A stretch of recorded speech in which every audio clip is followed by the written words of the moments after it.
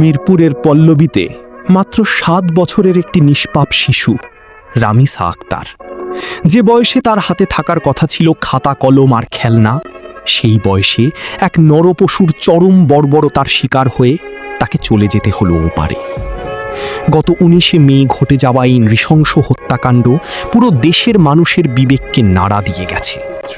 মাদকাসক্ত প্রতিবেশী সোহেল রানা ও তার স্ত্রী স্বপ্নার নিষ্ঠুরতার হাত থেকে রক্ষা পায়নি দ্বিতীয় শ্রেণীতে পড়া এই ছোট্ট শিশুটি।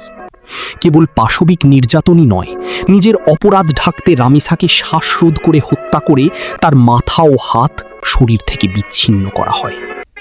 সবচেয়ে হৃদয় বিদারক বিষয় হল, রামিসার মা যখন তার সন্তানকে হন্যে হয়ে খুঁজছিলেন, তখন ঘাতকের দরজার সামনে পড়েছিল রামিসার স্যান্ডেল।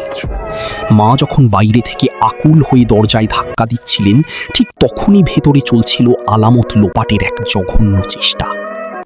আইন শৃঙ্খলা রক্ষাকারী বাহিনী দ্রুত পদক্ষেপ নিয়ে ইতিমধ্যেই মূল আসামি সোহেল রানা ও তার স্ত্রীকে গ্রেপ্তার করেছে।